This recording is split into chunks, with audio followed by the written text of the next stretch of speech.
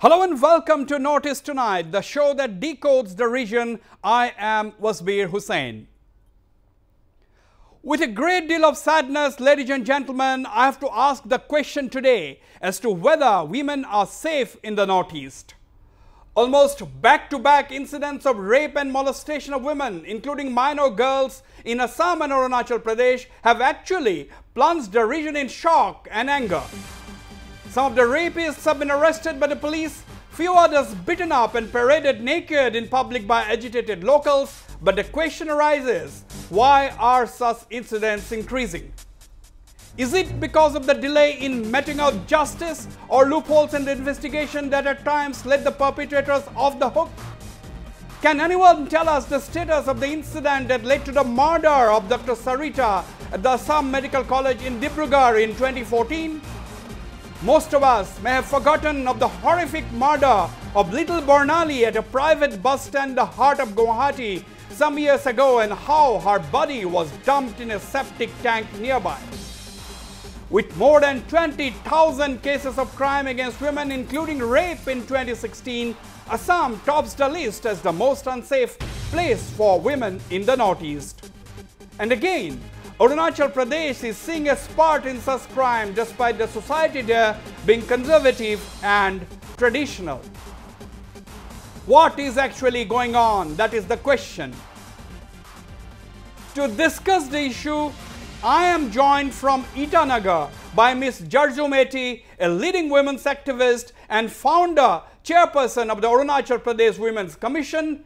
In Shillong, I have Ms. Haseena Karbi, well-known social activist and head of the Impulse NGO network.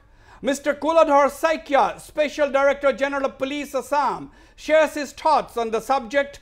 I am also joined by Ms. Keturah, actor and writer. And at our studios in Guwahati, I have Ms. Rakhi Kalita, Associate Professor at the Cotton University, Ms. Jarifa Wahid, well-known actor and theatre personality, and Dr. Sangeeta Datta, a consulting psychiatrist.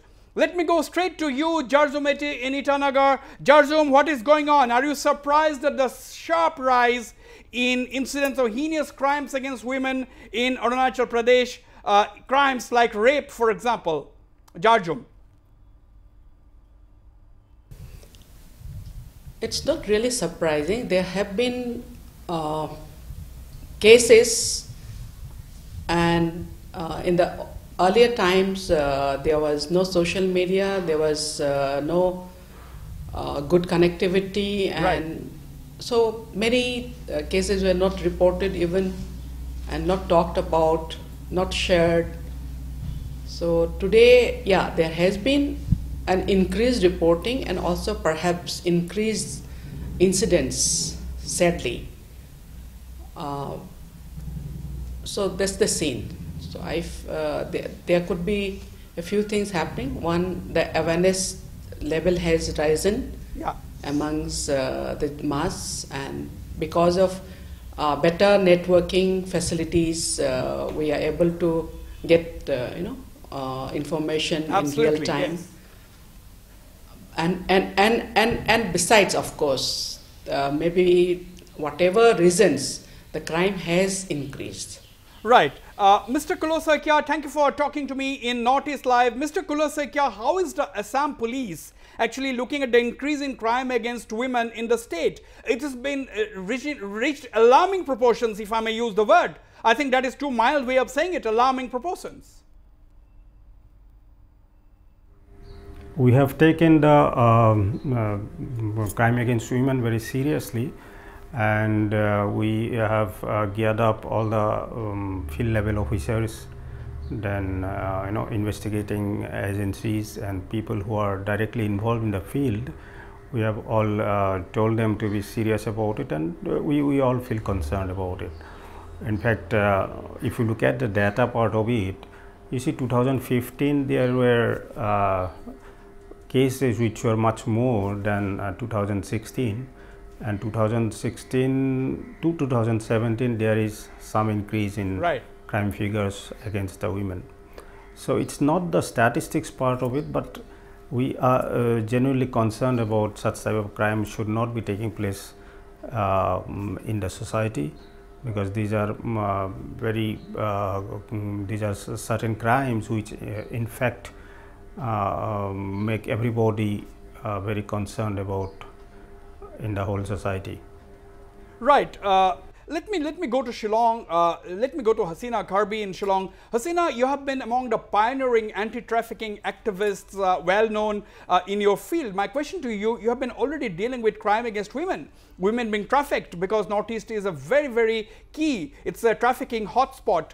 Now, my question is: how are you looking at the increased number of crime against women, like rape? Even I'll take this question further to Jarjumeti, but how are you looking at, for example, Arunachal, extremely conservative and traditional society, yet so much increase in the incidence of crime against women? Haseena. Crime against women, Wasbir, has been emerging as an issue in the Northeast over the past 7 to 8 years now.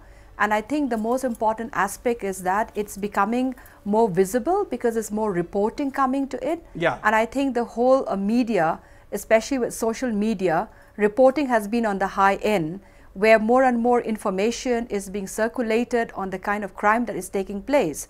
But I will not say that before that there's no crime happening in the Northeast of India at all. It used to happen, but the reporting has not been that much as it is of now.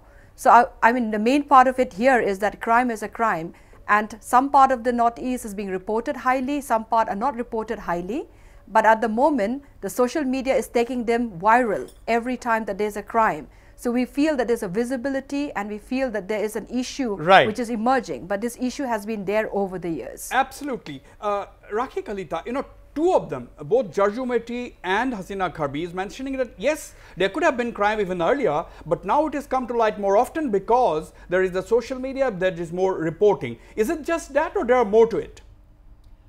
Well, Wasbir, it's true that we are reporting these cases much more because of the influence of social media, 2, because of awareness, 3, because of dropping of barriers about taboos, about social and sexual stigmas that are attached to women who have been in some way or the other, you know, become victims of sexual crime and crime in every way. For example, you know, crimes of harassment, whether they are rape, whether they are even molestation.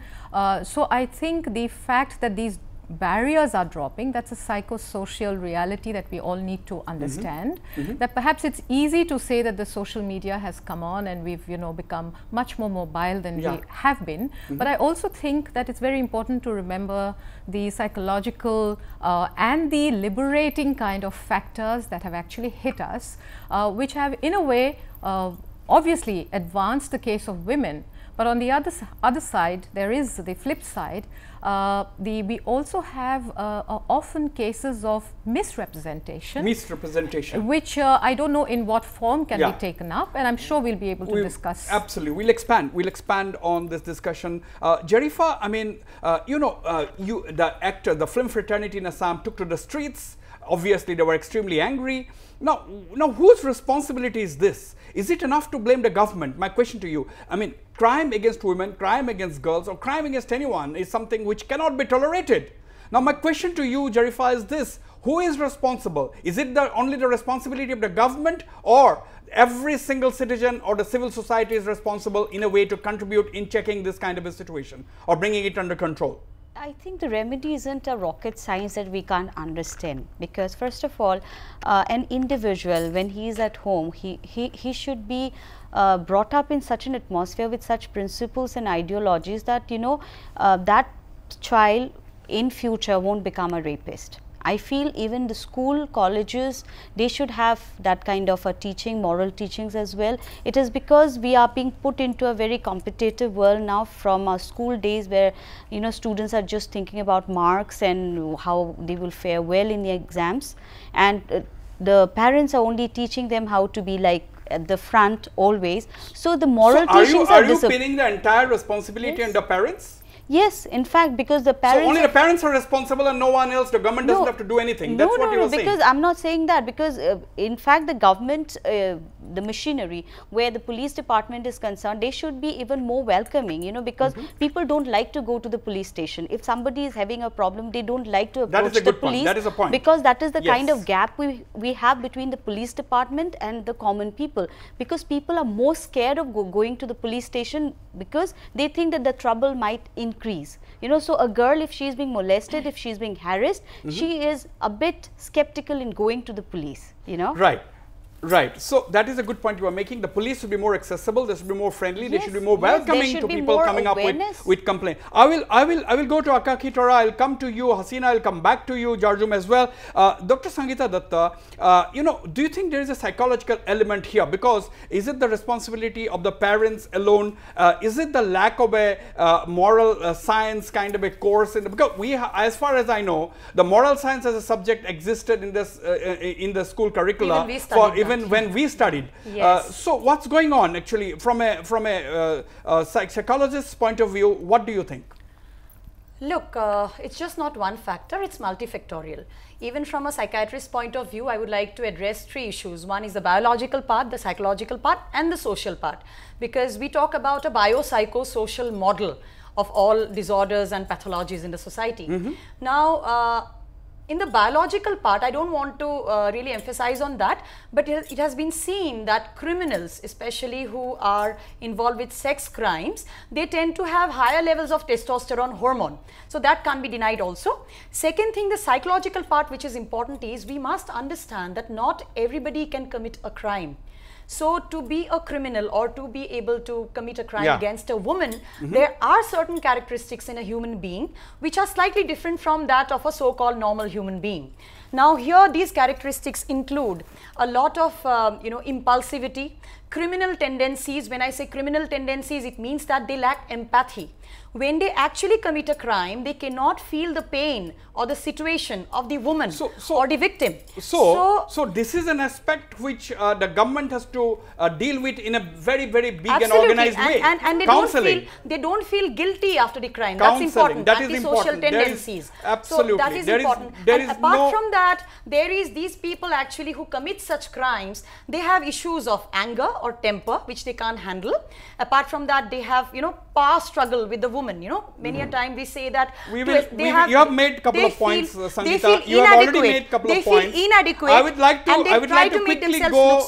We'll expand on this discussion. Jarjum, I would like to bring this question to you as well, because I've asked this question earlier. How can one bring the situation under control? Whose responsibility is it? Is it only the responsibility of the government, or do you think the civil society and the community also needs to chip in or has a big role to play? Jarjumete. I never believe that the police or the state has to take care of everything. Criminals or the good people, all of us are byproducts of the society that we live in. Yeah. So the social responsibility of grooming children or guiding our young people or monitoring the conducts of our family members, all said and done, these criminals, these offenders, they are part and parcel, integral to our families and our larger society. So, correct. We as communities or families or tribes or clans, as peoples, as neighbors, all of us actually need to keep an eye on each other, help each other, refrain from committing any crime, breaking any laws, not just sexual crimes, but any kind of crimes. Because until and unless we stop, spawning criminals in our households, in our families, the state on its own cannot protect every single individual. State alone cannot control such kind of situations. Akka Keturah Datta, welcome to the program once again, Akka Keturah. How are you looking at it? Because we had discussed this issue before in one of the earlier programs, but after that there is no end to these crimes. It's just about rising every single day. Yeah, Wasbir, as a social activist, and I have been dealing with such kind of problem related to women for too long. And right now people are angry because violence against women, rape, whatever is like is touching the danger line. Yeah. It's no joke that 6 women in 1 month been raped in Assam. Absolutely. It's no joke. The statistics is very terrifying indeed. What I think is that we objectifying women and misogynist attitudes are very much in society, and we have collective responsibility to address this issue of women in a very serious note. Law and order situation, look at the infrastructure, what are we having in Guwahati itself, in other towns itself. We have only 1 women police station, and that cannot handle all the crime sector related to women, number 1. And we don't have fast track courts. People are demanding right now. I think those are coming up. That is what the government is saying. We should have fast track courts. Yes. Absolutely. 2 important points. More women police stations, fast track courts. 2 important points which you have made. I must go to Mr. Kulashekya, who is the Special Director General of Police. Mr. Kulashekya, definitely the people of Assam or the Northeast today would like to know what are the steps taken by the Assam Police to control such kind of crimes. There have been a lot of steps taken by the government, and in fact Honorable Chief Minister of Assam had called meetings of the senior officials, as well as he had spoken in the video conferences to the different Superintendent of Police, district SPs, and then Deputy Commissioners, then the Divisional Commissioners, DIG ranges, so that the such type of cases are looked at with full attention, and supervision and monitoring is done at the highest level of the district policing system. And in fact, such type of crimes, we all feel that it should be properly investigated and properly monitored and supervised by the senior officer in the district. That is why women's cell, particularly to monitor such crimes, have been opened in the police headquarters, with the responsibilities being given to a women superintendent of police, so that regular monitoring is being done. Yeah. Then in fact CID has also been told about it, and all the senior officers even in the police headquarters have been told about it. Okay. Okay, so this we'll have to wait and watch how this pan out actually in the days ahead, how it is being actually executed, what is the action taken on the ground, whether people can access these officers easily and lodge their complaint or at least express their point of view. Haseena, I mean, is it enough for the government to open police stations or all women police stations or a cell manned by a lady police officer, or and how are you looking at it, because you are extremely experienced in dealing with trafficking cases? If you apply that to the present situation of crime against women like rape and molestation, what is your expectations? My expectation was, Beer, is that ongoing sensitization of law enforcement should be a necessity. It should not be a one-off kind of a training, because there's always a transfer that takes place among the police official and the police at the police station. Yeah. So it's very important that training should be ongoing, where sensitivity is being applied. And whether it's trafficking, whether it's rape, whether any kind of exploitation or crime against women, it's very important that sensitization has to be mandatory in the police academy in every state, so that they are ongoing being sensitized, not just on how they should deal with it, how they should approach the crime, how they should investigate the crime, but at the same time they also have to be sensitive in how they respond to the victim who is actually facing these kind of crimes. The other ongoing process which is very, very necessary today is, we are talking about women police station in every state in the Northeast. Every state is talking about that. But we also have to have women who are applying into the law enforcement sector, to get and join That's police. An important point. Because yeah, very often Assam has about, Guwahati alone has about 900 vacancies. Forward to also be able to join the police force so that these women police station becomes a reality. Because that's also one of the biggest challenges that every state is facing. Haseena, you are making there an important point. Important point you are making, Haseena. So that's going to be another drawback. Right. So that's another angle that one has to see. It has to be both-sided. Right.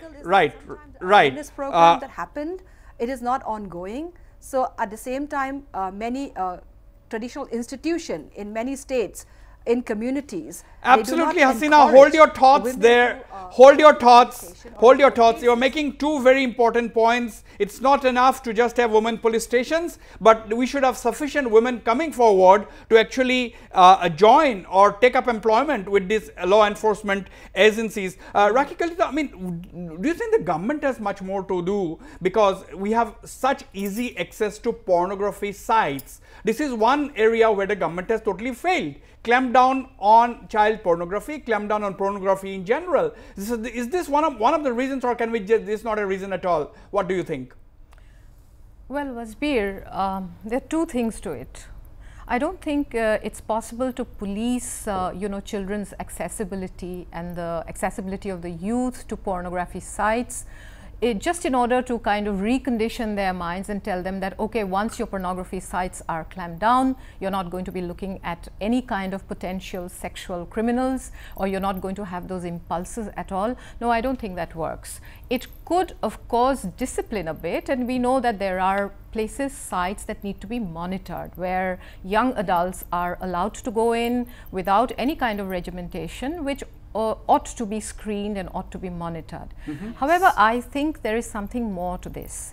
And what is very important, I think, is in terms of the government's attitude and in terms of the way the government can actually implement, certain administrative measures and policing measures, is, for example, what they've done. 181 is a new scheme which has just come in, which sort of allows and implements, easy accessibility to policing stations. Yes, schemes are good, but what is the response time for that? We'll have to wait and watch, isn't it? Yeah, and also what I think is encouraging, and that's one step that the government may have taken forward in with respect to Assam, is that you can, for example, immediately access the DGP, Mr. Mukesh Sahai, if there is a crime that has been reported against women, and that is going out as an excellent signal to women from the region. Especially, it's almost like a knee-jerk reaction. Most signals are positive, most signals are good,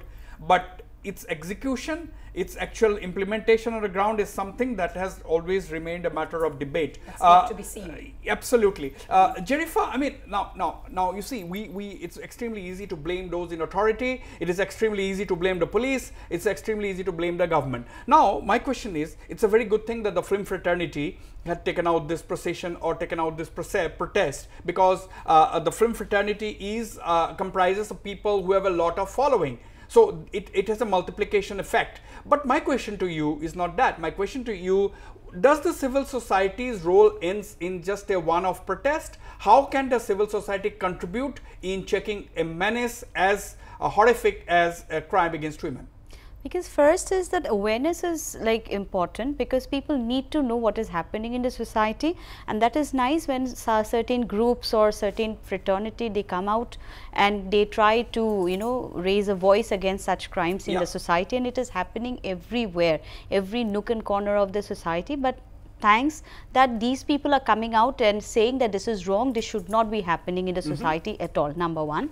But I think these are important things. I'm not denying the fact that we should not, we should be quiet about it and wait for the police to take action. But I want the police to be very, very proactive. I want them to work on this immediately, not wait for, not wait at all, for a particular policy. I mean, I take your point, but for the police to be proactive, the public also has to be proactive, because public has to inform the police at times, because you cannot expect the people will definitely to be do. If we get some cases like that where people go to the police and they get a response response, the police is there to protect a girl or a woman, then I think every woman will come out. When we were in our school and college days, I still remember there were a lot of eve teasings, and girls were not being able to get out of the street, like when they were walking, they would be like, the guys will be backslapping them or doing all kind of things, and girls would find it so difficult to travel by public buses, you know, because there were, but these things are decreasing because of the sensitization and because of the awareness, and where girls are protesting and people are really taking notice of that. Absolutely. I'll take this to Keturah, the same thing. Now, awareness. See, as a news channel, we are organizing discussion. We are having, all of you are here. We are having this discussion today because this is what we can do. My question is, what should the civil society do in this kind of a scenario? Because we don't find the government having interactions at all with the civil society. You know, some organization does a protest, that's it. The government on its own, hardly. There are 1 or 2 cases, yes. Even today there was a meeting. But point is, it should be an institutionalized, there should be a regular interface between the government and the civil society representatives. Exactly, exactly. Government should address the issue of violence against women and children properly. That's number one. And there should be separate bill or law, whatever is needed should be enforcement should be good.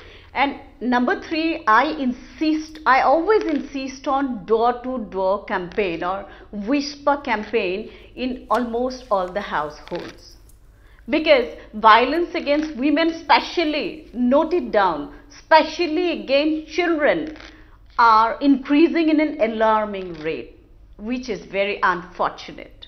We are talking about rape. In these days, we are talking about 6 or 7 rapes in we want to politicize the rape as jihad or love jihad or like rape jihad or something like that. But it is not so. It has been over the years, there has been rapes. In the heart of Guwahati, as you all know, Arup Sandila was raped and put in a trunk. Burnali was raped. And so, there is a need and necessity. Law should be stringent. Law should be stringent, door-to-door campaign. These are some of the points. Keturah, hold your thoughts. Hold your thoughts. I'll come back to you. We shall go for a short break at this stage. Don't go away. We'll be right back.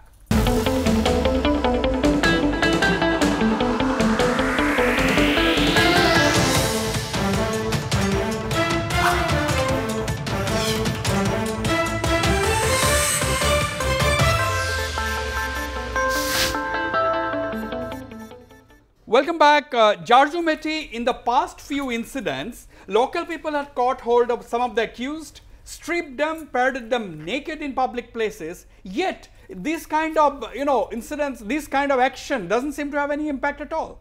Because in the earlier incident in Yangkyong and Teju also, people were caught, bashed up by the local people, paraded naked. After that, we see a similar incident of rape again.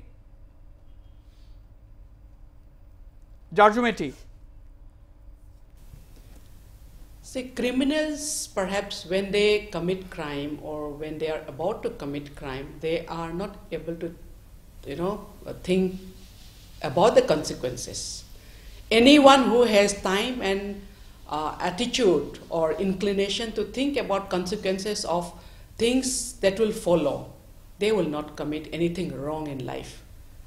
And not just the stripping or naked parading, or for that matter, even the public lynching and the recent government policy that has been made about death penalty for rapes, rapists of victims less than 12 years, whatever the logic is behind that. Not even death penalty is going to deter criminals. So. Sangeeta Datta, I mean, Sangeeta, what are your thoughts? Because said actually, yes. Why are these kind of, strict actions, people being bashed up, paraded naked in public, even these are having no impact? Why do you think it's happening? Absolutely, because people who commit crimes, they have antisocial personality traits or antisocial personality disorder. they have some pathology inside. And some of the people who commit sex crimes, they actually have a condition called sadism, where they actually enjoy committing the crime. They get sexual gratification or gratification in general by committing the crime.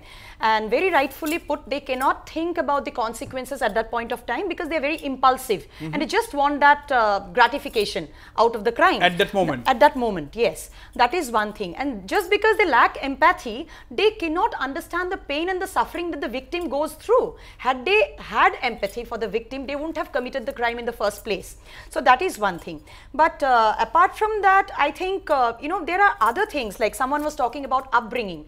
Yes, from the beginning, we need to instill good values in children, because criminals are not created in a day, you know, overnight. So they are being created from childhood. Yeah. So we need to make them understand about gender equality, because when we talk about crime against women, we must understand that there is a gross, you know, gender lack of gender equality. Because when in a home a boy and a girl grows up, is the boy and the girl being brought up the same way? Are they actually equal? Our parents' role model when we talk about gender equality, because a lot of children who grow up in such homes, very violent homes, they actually see a lot of inequality in the homes itself, in their homes. So we need to instill those kind of values. We need to become good role models as parents and as citizens. This is a broader subject. Yes, and apart from that, even in the society, you know, the objectification of women from time immemorial. Misogynistic attitude where women are not considered equal. You know, these are very root causes also so far as crime against women are concerned. So we need to address those too. We need to address all these issues. Now, Rakhi Kalita, you know, the legal aspects. Now, take the case of Arunachal. Arunachal has become the fourth state, only the fourth states in the country to have come up with this law. The assembly has passed the legislation that about death penalty to any of the rapists who commits such a crime on women and girls below 12 years. Even then, I mean, in fact, the latest incident in Inkyong in Arunachal comes actually less than 10 days after the assembly passed such kind of a law. Do you think the people are just not aware of this kind of legislation is passed, or this kind of laws needs to be enforced, exemplary punishment needs to be given? Anybody can jump into this. This is the question to Rakhi, but this is an open debate now. Yes, Rakhi.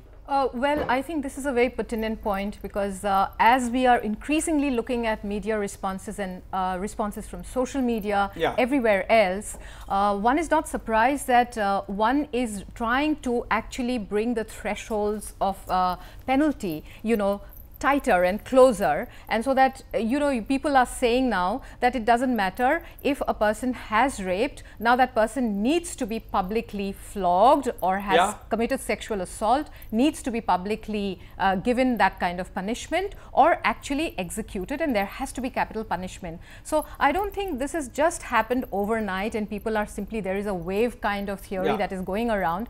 I think the response has been cumulative over a long period of time. People have seen that the state, that society is in a state of disrepair, so that when sexual crimes or violence against women is committed, it goes on and on till such a point that people have to really scream in the streets and shout. For example, I just want to make one simple point, and this is not even strange, because you know, in the Indian Constitution, you know, for example, the legal codes have it that somebody who has bottom pinched, which is even seen, for example, in our kind of society as a very negligible kind of offense. So you are given a punishment which is a rigorous punishment up to 2 years in jail, but it has often been reported, and there are serious studies on these, that it has been often reported that people get away very easily. There's a formal arrest. Because why? Because society says. So the degree of punishment. Degree of punishment is the issue. Needs to be graded. For example, the commitment of rape or the offence of rape. As the I will have to come to Jarifa. I will go to Kulosaikia. Women empowerment is also important, because with women empowerment, I think victimization also decreases, especially financial empowerment, because a lot of victims are not empowered enough. So that is also an angle. Women's empowerment also has the financial aspect is behind some of these issues. Haseena, I mean, we have seen, you know, the Northeast has 3 to 4 distinctive features. One, they have, every community has a student group. Every community, Haseena, are you there? Haseena, can you hear me? Haseena, can you hear me?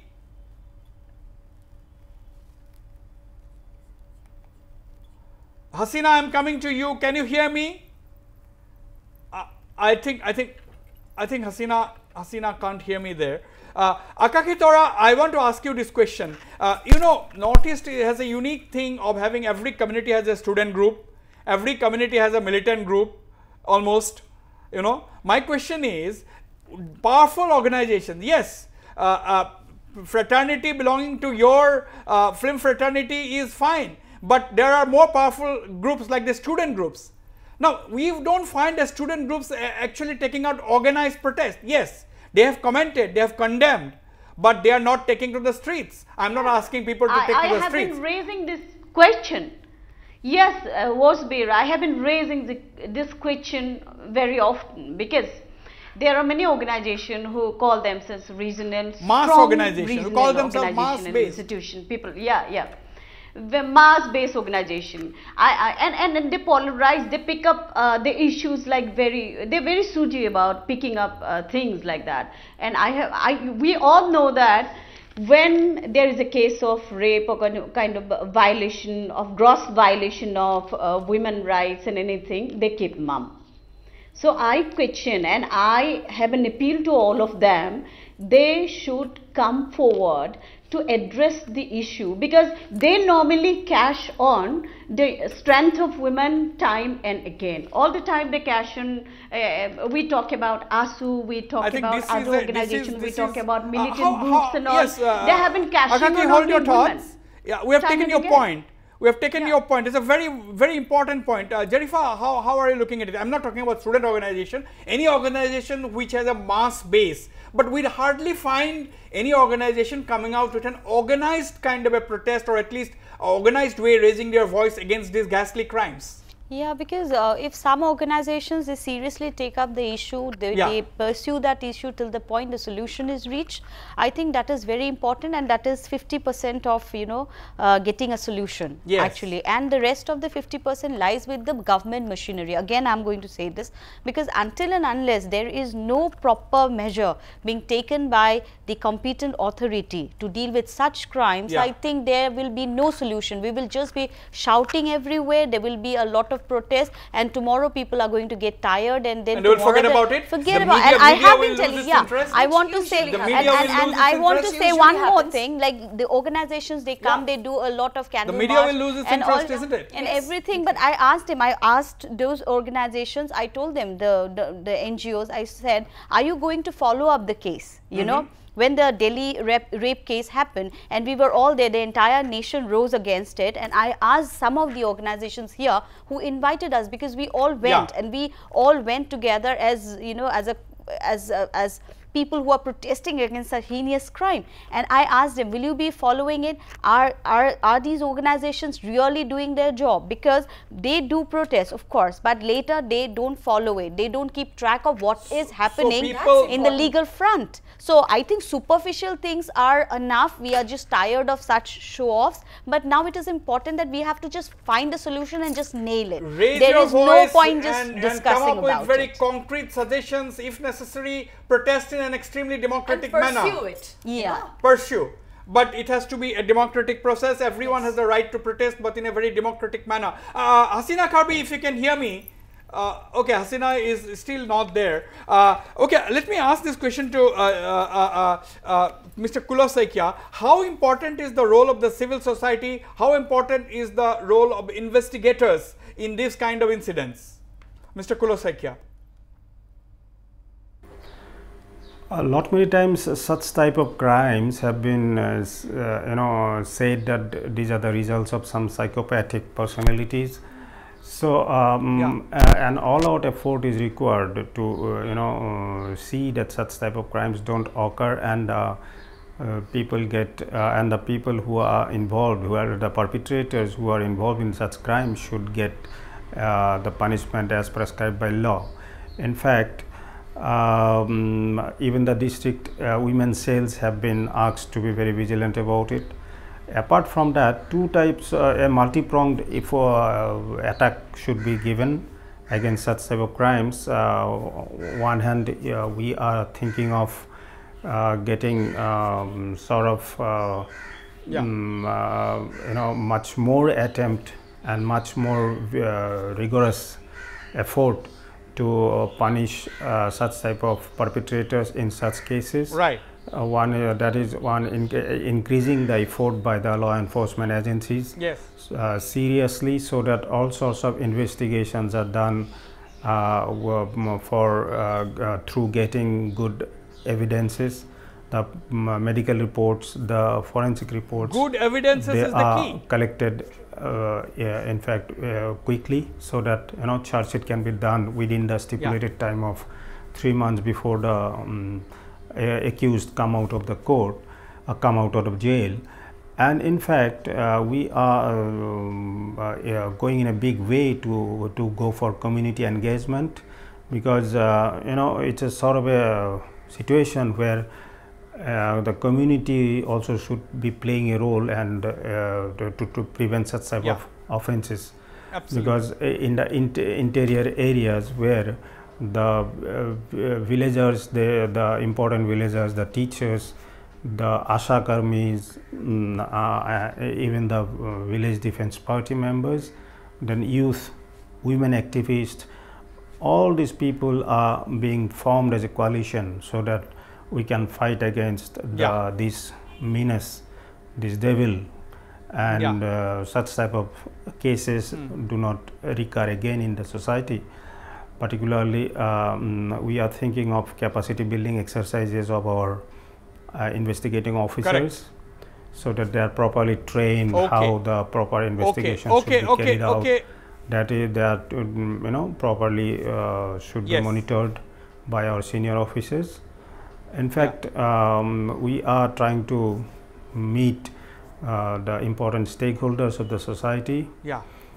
How to go about preventing such type of crimes. I will go to Shillong. By people's intervention. Okay. Haseena, I mean, we've been just discussing, we had lost you for a while, but question is, the government is taking steps. The special DGP Assam says that there is enough steps being taken. He's giving, the Assam Police is giving a lot of emphasis on collecting proper evidence, proper investigation, so that the guilty can be nailed and logical punishment given to the logical, take the case to the logical. And my question to you, Haseena, is this: the Northeast has any number of mass-based organizations, particularly student groups, who claim themselves to be mass organizations, but we don't find any of these groups taking up issues like crime against women.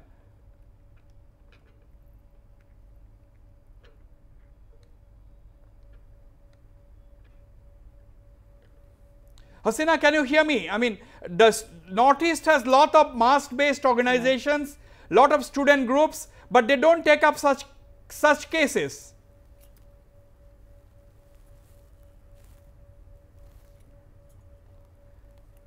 Haseena, if you can hear me, my question is, Northeast has lot of student groups, mass-based organizations, but these organizations do not take up issues like crime against women.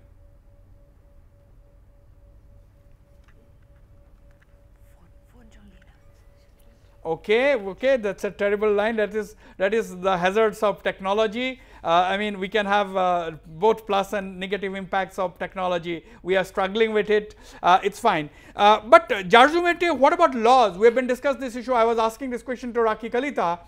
Laws. Arunachal has become the 4th state in the country to pass this law, I mean, giving death penalty, yet it doesn't seem to have much of an impact. Do you think people are not even aware that the State Assembly has passed such kind of a stringent law?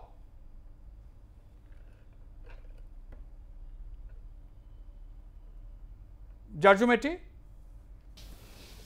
That's exactly what I'm saying. For criminals, when they are committing a crime, death penalty or public hanging or public flogging, nothing is going to deter them.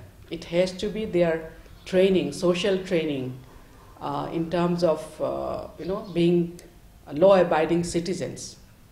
Another reason that we could also perhaps attribute to these repeated frequent criminal offenses is perhaps many people in Arunachal, I don't know about the other states exactly, but in Arunachal many offenders, even murderers, rape accused, they are actually walking free. So the kind of the justice that should have been given to the victims, or the penalty that the criminals should have been given by the court, is slow in coming, or it hardly comes. Right. Now, Rakhi Kalita, I mean, like, we have been talking about all these initiatives. We are talking about awareness, but whose responsibility is it to create awareness? Media, for one, yes, like this kind of a program is supposed to create awareness. That is the reason why we are doing this discussion primarily. Now, my question to you, Rakhi Kalita, do you think the government has to come up with an institutionalized mechanism to work with the communities? Absolutely. I think that for the first, the government has to reach out to not just community at large. It has to pick out every institution which is in a sense empowered to fight back. And I'm not surprised at some of the basic kind of biases that we have, which is one thing that the government needs to educate. And I might like to ask Mr. Kulosaikia if the measures that are being put on the ground to fight back, to combat this kind of very severe violence against women phenomenon that is happening and we're witnessing, is, are we also educating men, enough males in this exercise? Because I see that when we have a feminist kind of exercise, it is women who have to fight women's causes. Women go out to the streets and they say that we are being violated. I'm trying to wonder if in our society, are we also going to tell men that it is time that you also learn to be feminists? Because, and a very simple example that I have is that I'm conducting a workshop at the university. I think, Rakhi, lot of men are feminists. Yes. Lot of men are feminists. But to be humanist. But lot of men are feminists. No, they are. There is no doubt about that. But it is always seen as a woman's cause. For example, a feminist workshop, you will find 60%, 80% women coming in, and then you will find 10 men who will come in and they'll say, but I think that happens in patriarchal societies. Yes. Egalitarian societies, but, I think it's a picture. But we aren't egalitarian. I'm sorry, we aren't egalitarian at all. We are continuing. We are trying to continue to bridge that gap, and this is one thing that positively we need to suggest through a program like this. More and more young men, males in society need to be educated about gender bias, what it really means, not theoretically, what it really means, in the face of such severe criminal offenses. Just another point, it just struck me. I think exemplary punishment does play a role. Exemplary punishment does play a role, because it is punishment is a deterrent. Our prosecution is so weak. I'll take this question to Kulosaikia. Prosecution is so weak. Our charge sheets are filed, but the rapist or the for that matter accused most of the time manages to get away. I'll come to you, Jarifa, just after this question to Mr. Kulosaikia. What about foolproof investigation and prosecution, Mr. Kulosaikia? Foolproof investigation is the key to prevent accused from going scot-free or getting bail, isn't it? We all understand that investigation has to be foolproof in such cases, because there are very stringent punishment in these cases after trial, but until and unless we are very thorough and foolproof in the collection of evidences and scientifically put forward everything, the cases may not stand. So the idea is to make it foolproof, and for that reason, as we said, we have asked the senior officers in the district to supervise and monitor the cases, as well as to have some sort of a capacity building exercises also. Another thing is whatever pending cases are there, we have asked the district SPs to find out so that the investigation is done in a rapid manner with foolproof steps. That is the key. Another thing is, the government has already, the Honorable Chief Minister has already requested the Honorable High Court to for such type of crime to be tried through fast track courts, that justice comes quickly and the guilty is punished. So we are moving in that direction, so that all out effort is being made That is to reassuring. Such type of cases, investigations and prosecutions. Now, that is reassuring to hear that Assam may soon have fast track courts. In fact, the Guwahati High Court has already, if I am not mistaken, given the assurance that there will be fast track courts. In fact, the Chief Minister has written a letter to the Chief Justice of the Guwahati High Court. But Mr. Kulosakia, how important is awareness? I will thank you after this question. How important is awareness in this whole thing? We believe the awareness campaign would definitely help, because see, almost 99% of the rape cases we have seen in our state, and as well as in other states also, that the victims do know the perpetrators, meaning the perpetrators are either from the kith and kin, their neighbors, their family friends, or very close relatives. So, the awareness program would definitely help us in telling the people that, look, even if some relatives or some people, you know, who are who should not be, you know, crossing a particular border when they deal with young women. So, that sort of awareness would help. And apart from that, how to you know, how we can sensitize the villages, how we can sensitize in the school campuses, the people around it, the teachers, the students, about taking precautions against certain bad elements in the society, and who might as well be, who may be as well their friends, their kith and kin, their relatives. Another thing is, you know, I believe the gender sensitization, you know, sort of gender equation, how you know, one should be given such type of knowledge in the schools and colleges. Yes, absolutely. So that, you are bang on there, Mr. Kulosakia. Between the men and women are diminished. It's very important to know that, you know, in a place like Assam, where there the crimes of the nature of dowries were never thought about, you know, we never believed that such type of crimes may enter in this state, but now we have seen that last several years. Yes, I can see. Yes, Akka Keturah, what do you want to say?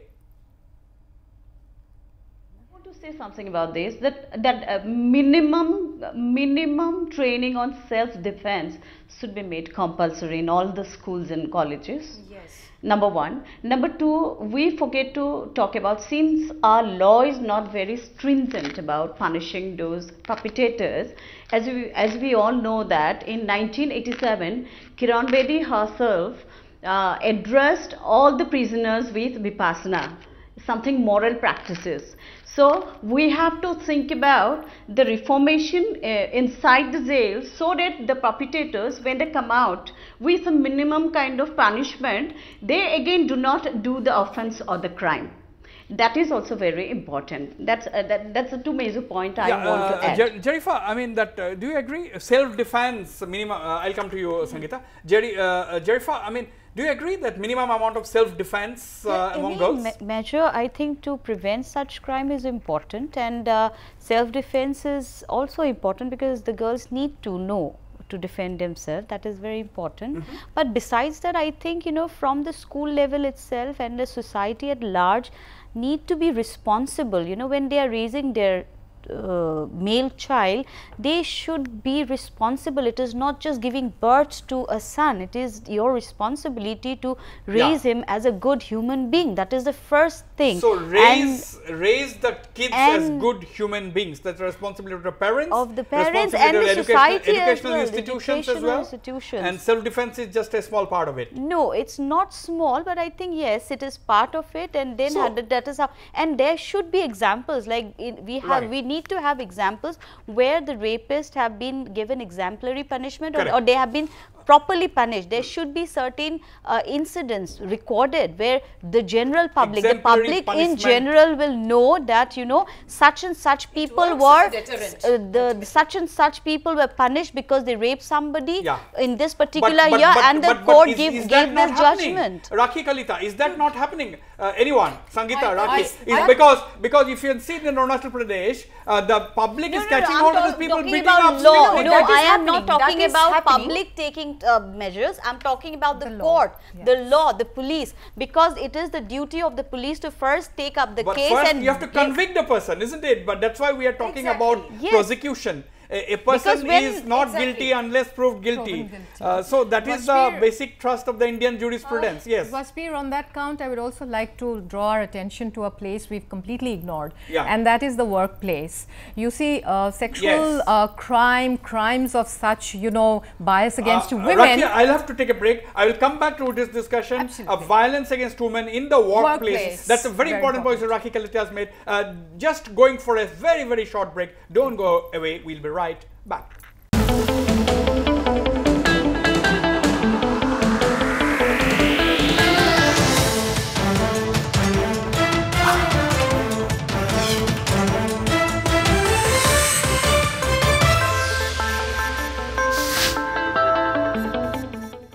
Welcome back. Jarzumete, could there be other reasons like, you know, lack of jobs, lack of adequate livelihood options, comparatively low literacy rate in Arunachal Pradesh, for example, 67% compared to the all India level of much more than that? You know, what do you think is such kind of reasons do you think could be behind the rise in crime against women? Jarzumete?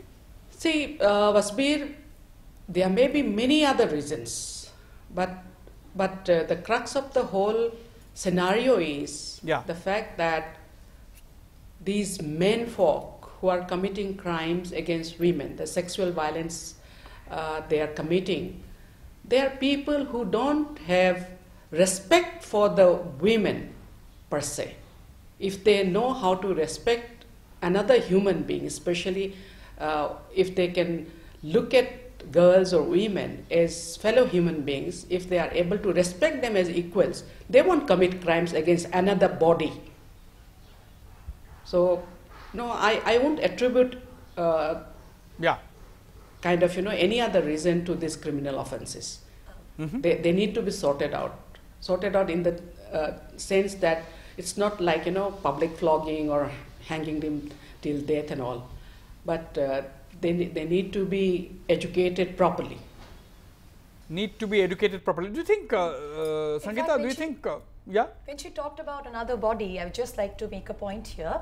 Yes, when we talk about another body, yes, in case of crimes, there's a lot of objectification of women, where the woman is not considered a human being with feelings. There is no emotional connect between the perpetrator and the victim. It's just a physical contact, and the woman is objectified. But another question which you had asked, Vasbir, a short while back, lack of literacy, a lack of income, could they be factors? Yes, they are factors. Actually, research has shown that men who come from very socio-economically backward areas, they lack that sense of masculinity in themselves. So to prove that they are men, you know, they're masculine, they need to show domination and control over women. And one way of showing domination and control, which is not the right way, is of course by victimizing women. Yeah, but you cannot generalize that. You cannot. You cannot say that every woman who comes from that is not a generalization. That's a small factor. That's economically weaker section will do that. That's a small factor which is there. Rakhi, what do you think? The same question. You know, people economically, lack of job options, lack of livelihood options. Say, take the case of Arunachal Pradesh. There are no industries there. There are only small enterprises. And basically everything depends on the government jobs, that is the state government. So do you think this could be one of the reasons? And literacy rate is also comparatively lower compared to the national average, for example. See, there are a host of reasons, and actually that's true that you know, social demography, the kind of economic background, sometimes literacy rates have always, you know, played as heavy determinants. They are major determinants in showing how sex crimes are committed, and there is research on this, and that overturns the theory actually, Wasbir, that you know, in the hills you had less crime and in the valley you had more, because people were congested, there were no jobs, there were people with all kinds of, you know, multiracial people coming in, immigrant factors, all of these, you know, seem to have shown in recent research that the hills were, you know, largely devoid of crime, and it was a valley which is actually crime infested. But see, Arunachal has turned it around. So one is beginning to wonder whether it is the times that we live in, the kind of pornography that, you know, has seeped into our lives through every kind of, you know, digital, you know, medium, the kind of barriers being dropped, as we've earlier said, you know, these barriers are dropping. Innate sexual criminals will remain sexual criminals despite this kind of. Jennifer, a slightly different question to you. What are some of the mediums that, you know, we all can use, whether it is the government, whether it is the civil society, whether it is a person like you from the cultural field? Do you think we should use all mediums at our disposal, films, theatre, street plays? Yes, people like us, who belong to the cultural field, we can really generate some kind of awareness everywhere. We can take that responsibility, yes, of course, and through some very strong storytelling also we can, you know, we can throw a message, like very recent film like Padman. Now every girl is not ashamed of buying a packet of a sanitary napkin, because they don't have any inhibitions anymore, because it is being talked about so openly. Similarly, I feel, you know, when we can through some strong storytelling, we can definitely throw a message. To you, this question again as a follow-up, Jarifa. Do you think, I'll ask this question to Keturah as well after a little while. I mean, you know, my question to you, Jarifa, is this: do you think the state governments in the northeastern region must come up, encourage, or rather sponsor this kind of street plays, or come up with some other mediums to take this message across to the masses? Yeah, this will definitely help. This will definitely help, but we need to have examples where the general public needs to know that people who commit this kind of crime are being punished. True. You know, there should be precedent which should be in the knowledge of the people, and the society should know, you know, if they have heard about a particular, for instance, there are recent incidents that happened. We should, as common people, we should be able to know that this is the development in the cases, you know, this is how the case has been handled, and this is the consequence that the criminal has faced because of the crime he has committed. I am talking about the very simple measures through which, you know, the general public is going to get empowered, and so that, you know, the general public will feel secure with their daughters. With the awareness coming in. Let me quickly go to Haseena Karbi. I suppose, Haseena, can you hear me now, finally? Haseena, can you hear me? I can hear you. Yes. Haseena, I was trying to ask you this question from a long time. We have no doubt. There are so many mass-based organizations, whether they are the student organizations and others, in the northeastern region. Now, why do you think such organizations, which have a mass base, never takes up issues like crime against women?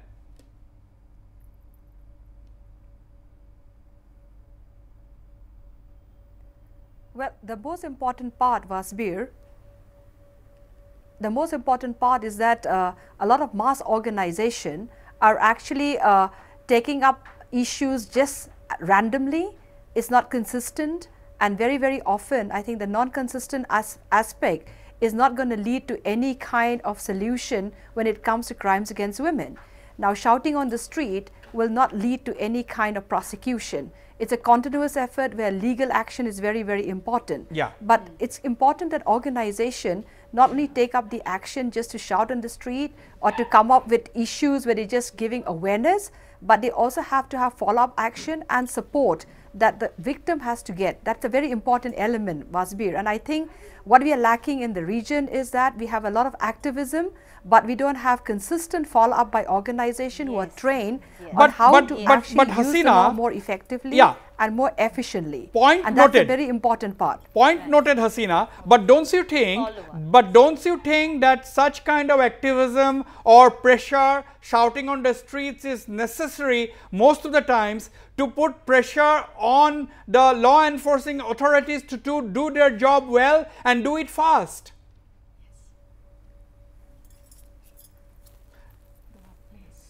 Well, I mean, awareness and I mean, basically activism on the street is, I don't say it's not completely, I mean, like not needed. It is needed, but it is just not that. We also need to have consistency on following up on the cases. My experience over the years, a lot of cases that has been on the street for a very long time, there's no action that comes out in the court because sometimes judicial takes a long time to get any kind of order. And for that, you need a follow-up in the court. Unless until the follow-up takes place in the court, we will never get justice to the victim. True. So it has to be a balance. It's just not about getting on the street, but it's also getting into action in the law. But keeping a hawk's eye on a particular case or cases is also important, isn't it? For the civil society, student groups, keeping a hawk's eye is equally important. Otherwise, the case may drift. Exactly. I am using a polite word. Yeah, I agree that, you know, the cases, I mean, I agree that there has to be mass awareness to get action in place, but that is not enough. Very often, a lot of mass awareness cases have never seen justice in the light of the day. So it has to be a very important balance where there are legal action, where there are pro bono lawyers, there are lawyers that help organization to take up these cases more efficiently in the court. Absolutely. Rakhi, you were trying to raise this issue of crime against women at workplaces. That is something which also needs very serious attention.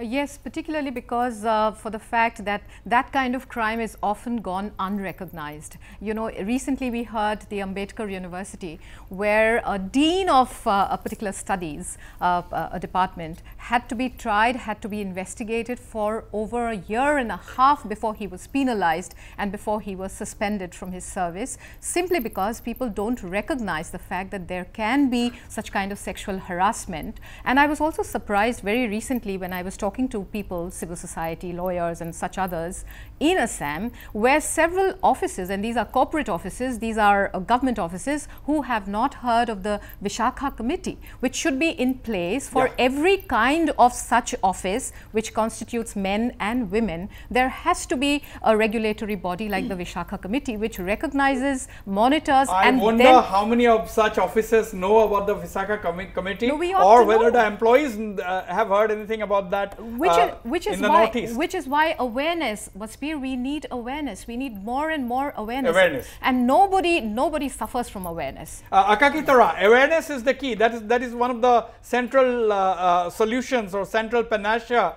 that is supposed to be coming in part of this discussion.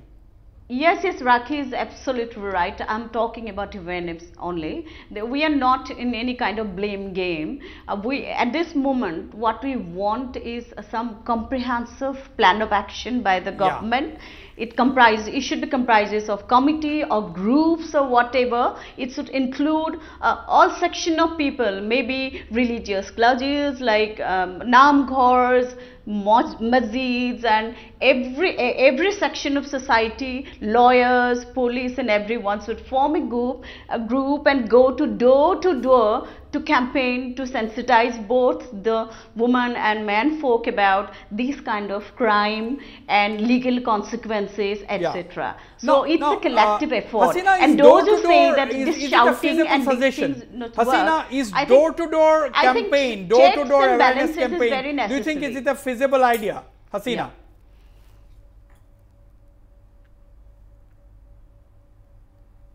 Haseena, door-to-door campaign to create awareness, do you think it is a feasible idea? Yes.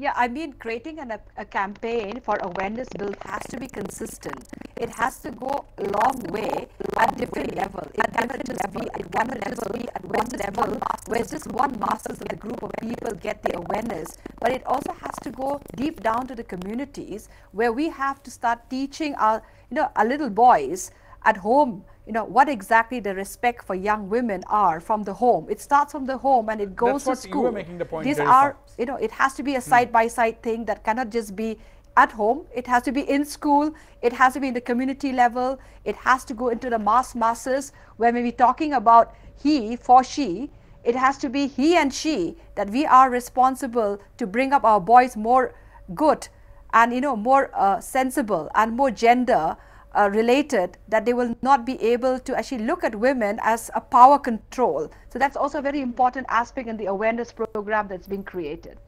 No, Sangeeta, yes. Do you think, we are talking about door-to-door campaign, that's what Keturah said. Jarifa was talking about how important it is for the parents to about upbringing as well as the responsibility of the educational institutions. Rakhi talked about workplace sensitization and workplace awareness. Now, my question to you, do you think there should be a mass kind of a campaign by the state governments in the Northeast to have mass kind of counseling targeting schools? Absolutely, yes. Because you see the kind of crimes we are getting to see of late. Definitely the state government, the government and all the non-governmental organizations should get together so that we have such campaigns. And when we are talking about education in schools and at homes, especially in schools and colleges, I would also like to mention sex education. It's not about crime against women, but it's about sex crimes against children. Yeah. So that they understand the difference between the right touch and the wrong touch and so on and so forth. Apart from that, we have something called life skills training or soft skills training. I think we must give such training to people, to children in schools, colleges, and also such training programs should be conducted in workplaces too. Absolutely. And I would just like to mention two. One is, relationship skills training, and the other is assertiveness training. Assertiveness is the ability to say yes when you want to say yes, and the ability to say no when you want to say no. We must be able to differentiate between what is assertiveness and what is aggressiveness. It's not being aggressive. No. So a lot of victims lack assertiveness. We must understand this. And relationship skills, yeah. It is about mutual respect in a relationship. Do you think it's a good idea? Counseling, mass scale counseling programs by the state government, Zarifa? Yes, because any measure or any campaign which is backed by the government, it gets some kind of a validity. Yeah, it gets some kind of a, it gets some sort of a validity, because otherwise it is just an effort of an NGO doing something on the street where people don't take it seriously. The moment the government steps in and says that, okay, we are creating a campaign of this sort, absolutely, so then the society will also be enthusiastic about taking part in that, and this will be some kind of a collaborative, right, right. Effort, Rakhi, you are an academic, you teach at an university. My question is, do you think the government must come up with as part of an educational campaign, part of your education system? Because the proportion at which we are seeing the crime against women, it's alarming to say the least.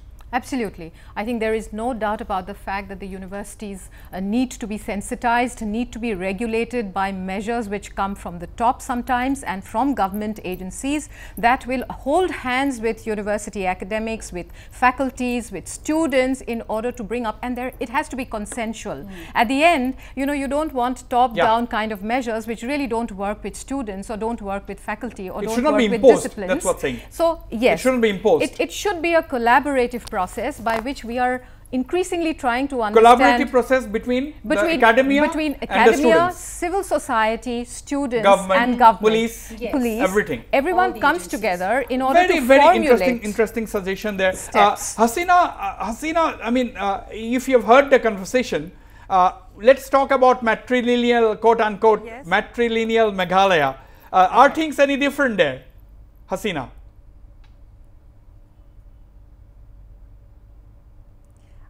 Well, I think Wasbir is I think when we talk about crimes about women, whether we are in a matrilineal society or a non-matrilineal society, it doesn't matter. I think this sensitivity is needed everywhere. Just because we are in a matrilineal society doesn't mean that there's no crime. There's a huge crime also happening in the state of Meghalaya. So we really have to understand that crime, it's actually a social construct, situation that happens everywhere. So it doesn't mean we are more privileged because we are in a matrilineal society. Right. Jarzumiti, many express surprise. I have been asking this question to as many people as I can.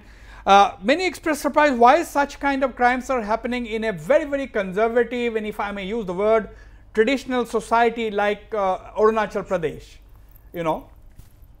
Jarjum.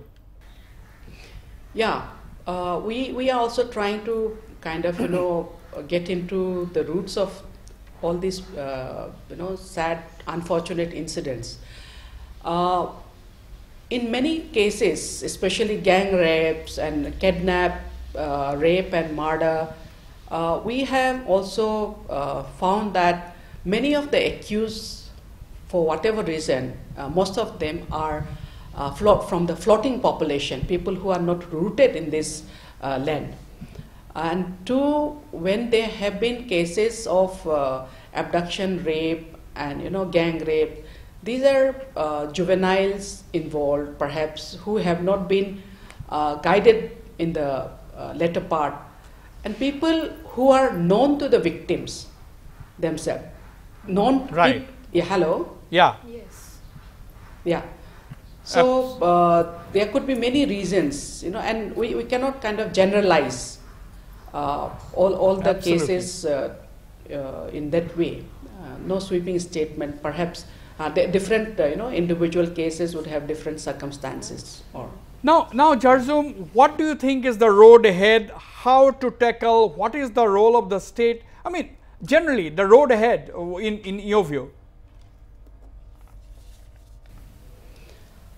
State government perhaps having legislated a very kind of stringent policy for rape accused, especially for victims less than 12 years, they might be thinking that they should deter the potential criminals. But even in that policy, of course, I haven't seen the bill myself, but my concern as a child rights activist is in today's world, we are aware that rape victims are not just girls. The boys are also being sodomized. Even in boarding, lots of cases of sexual molestation of boys. Are they being, included in this policy? Number two, when we say rape victims, it's how can any age bar, be used to differentiate victims of sexual violence, below 12 years, or what was the logic behind? I haven't been able to understand.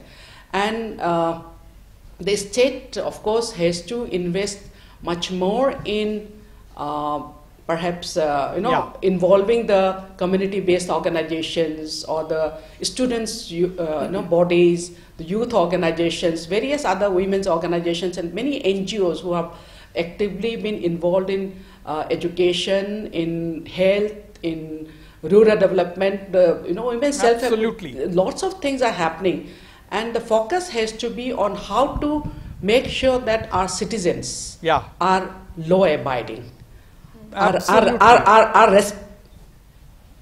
Yeah, very true, Jarjum. Very true. State has to involve much more. Keturah, what are your last words? I'm running short of time there. Yeah. I think checks and balances is a part and parcel of democracy. So checks and balances at all levels is necessary. It is a serious matter, and we should collectively try to decrease the kind of crime rate, and each and everyone should be made responsible to combat this kind of crime. Jarifa, very quickly, concluding remarks. I'm still saying that the state government or the government, the machinery needs to be proactive, and they should immediately start, because this thing should not have happened at all had there been more proactiveness on their part. Absolutely. Haseena Kabi, what do you think? What is the road ahead? Haseena, what is the road ahead? What are your concluding thoughts? Yes. Vasbir, can you... Well, my concluding thought is that we need to have both the government and the non-profit organization and NGOs coming together to work out plans and work on activities that bring in sensitivity among the communities as well as law enforcement, so that there are more reporting of cases and more prosecution should take place. I think the judiciary plays a very important role as well, because that sends a very strong message when prosecution takes place of the rapists. Absolutely. Prosecution takes place. Rakhi? Implementation, prosecution, as I said, again, awareness, and of course the need to look inside, to look inward, to look at each one of us. The onus actually rests on everyone in society. It's not a collective, you know, anonymous whole. It's each one of us who can do a little bit to step ahead to move this whole campaign to its logical resolution. Absolutely. Sangeeta?